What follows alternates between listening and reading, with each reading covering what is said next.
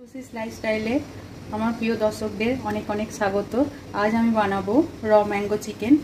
দেখুন এখানে চিকেন আমি ভালোভাবে ধুয়ে পরিষ্কার করে এখানে রেখে দিয়েছি। আর এখানে কাঁচা আম আমি খোলা ছাড়িয়ে টুকরো টুকরো করে নিয়েছি, তাতে একটা শুকনো লঙ্কা আর কিছুটা নিয়ে নিয়েছি কাঁচা লঙ্কা, পেঁয়াজ কুচি নিয়েছি, ধনেপাতা কুচি নিয়েছি, এখানে একটু বেশি পরিমাণ নিয়েছি রসুন আর একটু আদা নিয়ে নিয়েছি। এটাকে আমি পেস্ট করে নেব। আর শুকনো মশলায় আমি জিরে, ধনে, মৌরি আর এখানে নিয়েছি ছোট এলাইচি আর দারচিনি, এটাকে ড্রাই রোস্ট করে আমি পিষে নেব। প্রথমে আমি এই পরিষ্কার করা চিকেনের উপর কিছুটা পরিমাণ হলুদ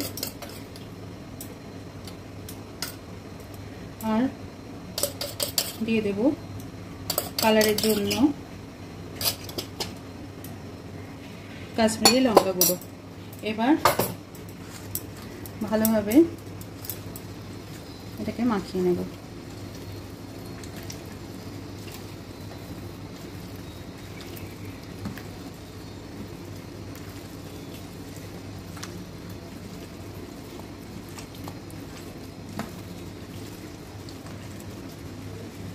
এবার অন্যদিকে আমি এই মশলাগুলো একটু কুটে নেব। প্রথমে র ম্যাঙ্গো, কাঁচা লঙ্কা আর শুকনো লঙ্কাটার পেস্ট করে নেব, আর এখানে আদা আর রসুনের পেস্ট করে নেব।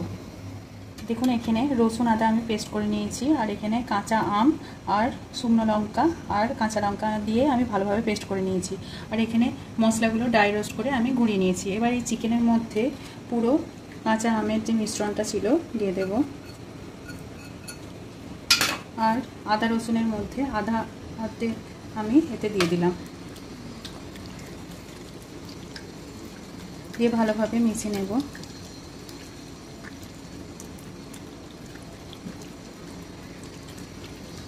আচ্ছা, এর মধ্যে আমি কিছুটা পরিমাণ মশলা দিয়ে দিলাম।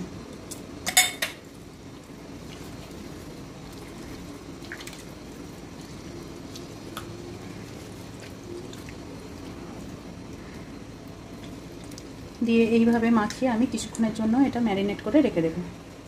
প্যান দেখুন আমি এখানে গ্যাসের উপর বসিয়ে নিয়েছি, সরষের তেল দিয়ে দিয়েছি। তেলটা আমার গরম হয়ে গেছে। একটা তেজপাতা, শুকনো লঙ্কা দিয়ে দিলাম।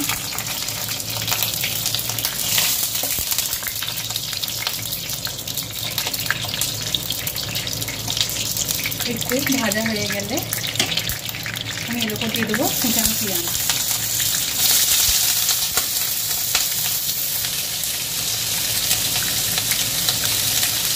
এবার এটাকে একটু লাল লাল করে ভেজে নেব। পেঁয়াজটা একটু গোল্ডেন ব্রাউন হয়েছে। এবার আমি বাকি আদা পেঁয়াজের পেস্টটা দিয়ে দেবো।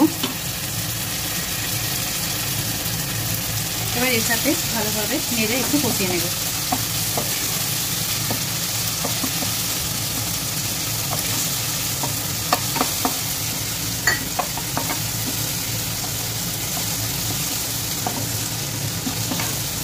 এবার নেড়ে চেড়ে আমি ম্যারিনেট করা চিকেনটা দিয়ে দেবো আস্তে আস্তে।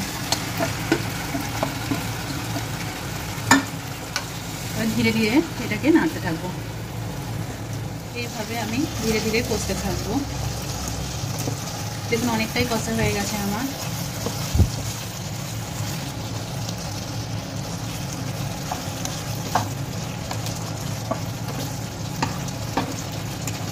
এইভাবে যখন তেলটা ছাড়বে তখন আমি বাকি মশলাগুলো দেব। এটা থেকে তেল ছাড়ার আমি অপেক্ষা করব। এইভাবে চিকেনটা কষতে কষতে দেখুন এবার তেলটা ছাড়তে লেগেছে। এই সময় আমি বাকি যে মশলাটা গুঁড়ো করা ছিল সেটা আমি দিয়ে দিলাম। কিছুটা ধনেপাতা দিয়ে দিলাম, অল্প মিষ্টি দিয়ে দিলাম, চিনি দিয়ে দিলাম, আর স্বাদ মতো আমি নুন দিয়ে দিলাম।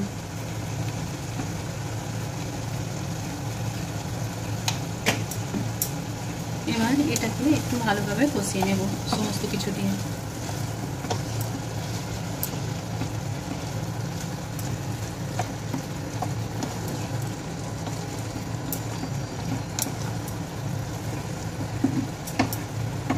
ভালোভাবে কষে তেলটা ভালোভাবে ছাড়ার অপেক্ষা করব।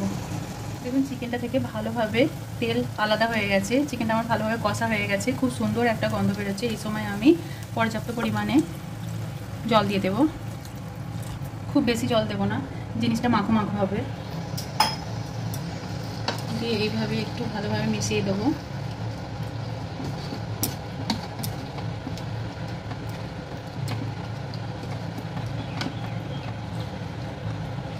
এইভাবে নেড়ে চেড়ে একটু ভালোভাবে মিশিয়ে দেবো।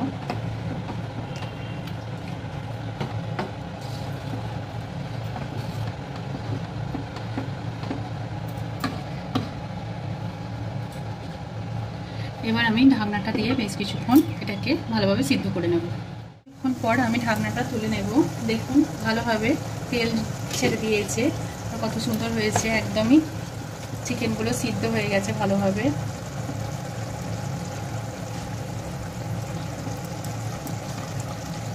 একটু নেড়ে চেড়ে এতে আমি দিয়ে দিলাম ধনেপাতা কুচি। ধনেপাতা কুচি দিয়ে ভালোভাবে নেড়ে নিলাম। রেসিপিটা অলমোস্ট ডান হয়ে গেছে। এবার লাস্টে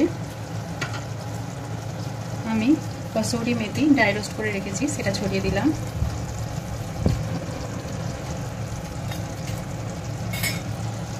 এবার একটু ভালোভাবে মিশিয়ে দেব।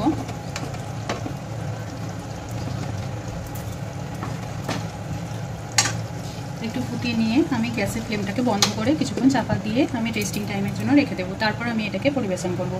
এখন বাদে আমি ঢাকনাটা তুলে নিলাম। এবার আমি চিকেনটাকে পরিবেশন করব। দেখুন দেখতে কতটা সুন্দর হয়েছে আর খেতে অপূর্ব হয়। টক ঝাল মিষ্টি সব মিলিয়ে এই চিকেনের রেসিপিটা খুব সুন্দর হয়, দারুণ খেতে হয়। অবশ্যই একবার বাড়িতে ট্রাই করে দেখবেন। আমার রেসিপি যদি আপনাদের ভালো লেগে থাকে আমার চ্যানেলটিকে সাবস্ক্রাইব করবেন, আমার ভিডিওগুলো শেয়ার করবেন। ধন্যবাদ।